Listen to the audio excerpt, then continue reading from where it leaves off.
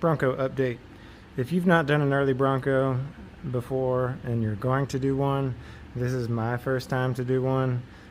Be prepared. This thing is a pain in the neck. Man, I've done, GMA bodies and Tri-5 Chevys like 55 through 59 pickups, even rebuilt motorhomes, from the chassis up. And all that stuff is a walk in the park compared to this thing. Nothing lines up. It looks like a Bronco right now, but I think at this point I've got to shim the B-pillar, the striker post body mount to get this to raise up a little bit.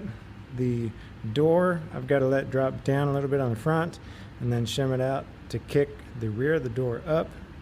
The rocker has to go back about 3/16 of an inch. The front is relatively lined up right now. I might end up putting some shims at those front mounts by the core support. I'm going to go ahead and, after I do that, I'll go ahead and do the driver's side rear quarter. And then I'll try and get the tailgate fitted in there. Then I'll go ahead and drop this top on there, and that's going to dictate where that windshield frame really is supposed to be. Because if you're running a hardtop, those bolt holes need to line up to the hardtop. Then I can kind of move the doors around to eliminate. You see that gap over there between the driver's door and the windshield frame? I could stick my hand through that gap. So there's just a tremendous amount of manipulation to get these things lined up relatively correctly. I will say, you probably already know this, the windshield frame is inherently weak. That's a weak spot on these vehicles.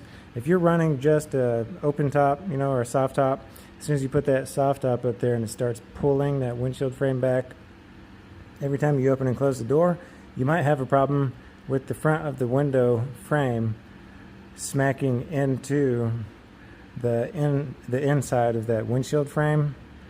That's because there's really nothing to support this windshield frame. It's just resting on the cowl there where the hinge is. So this car, I'm going to use the hardtop for fitment, but they're probably going to drive it most of the time with a soft top back here. So once that hardtop is up there, I'm going to go ahead and finish the family roll cage that's going in here and make sure that I basically have some support for the windshield frame built into that roll cage. So when the hardtop is removed and the soft top goes on, that windshield frame is not going to flex back and forth, and the doors will always be aligned. So let's keep working.